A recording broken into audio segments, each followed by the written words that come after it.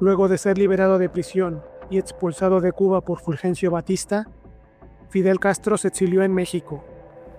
Antes de irse de la isla, prometió a los miembros del movimiento 26 de julio que regresaría antes de que terminara 1956 para seguir adelante con la revolución.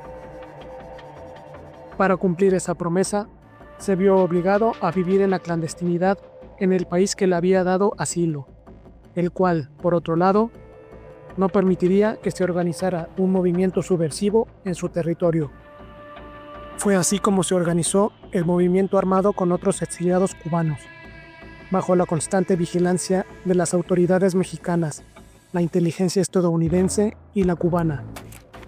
Esto implicó tener un gran número de casas de seguridad distribuidas a lo largo de varios estados del país, en las cuales escondían armas y combatientes.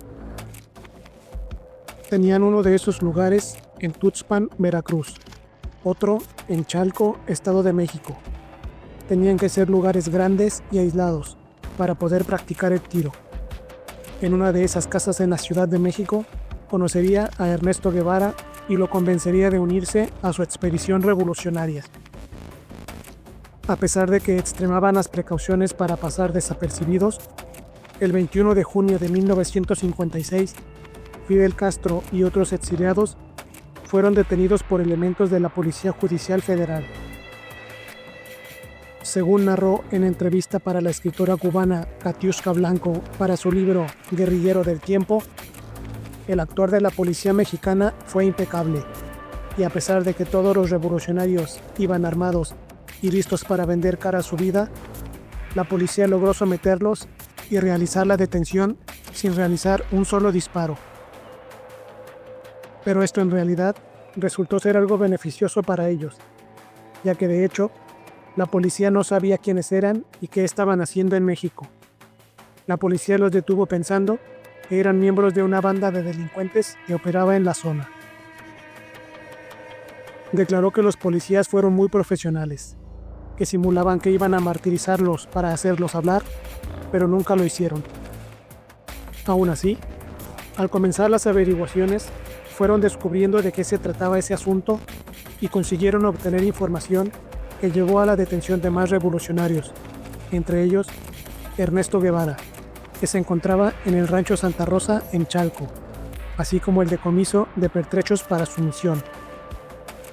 De acuerdo con Fidel Castro, cuando se hizo público lo que estaban haciendo en México, poderosas figuras de aquel entonces, simpatizantes de su causa, como Fernando Gutiérrez Barrios o el expresidente mexicano Lázaro Cárdenas, intervinieron para que se les dejara en libertad, cosa que finalmente ocurrió, y Fidel Castro pudo cumplir su promesa de regresar a Cuba y continuar la lucha.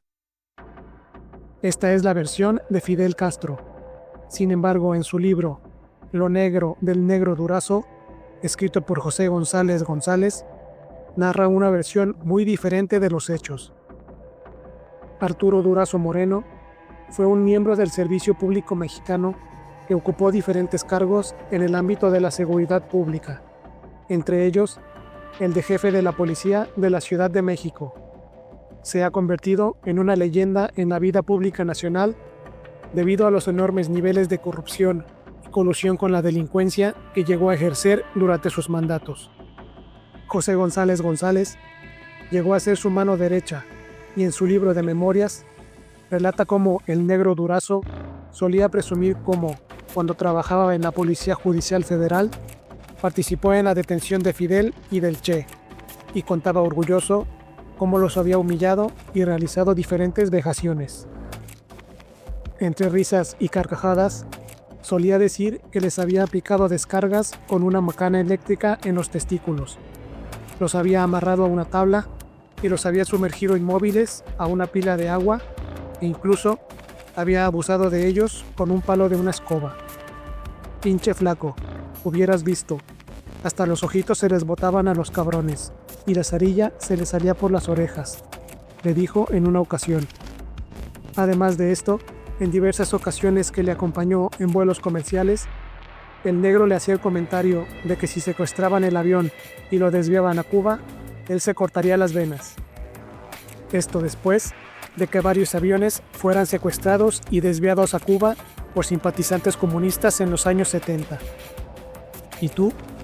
¿Cuál versión crees que es la verdadera?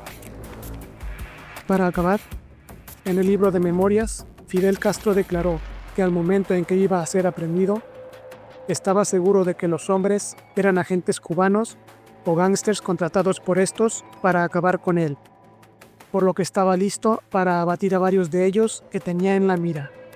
Lo único que le detuvo fue sentir un arma en la nuca. ¿Cómo habría cambiado la historia de América Latina si se hubiera desarrollado aquel combate y Fidel Castro hubiera sido abatido o hubiera terminado en la cárcel?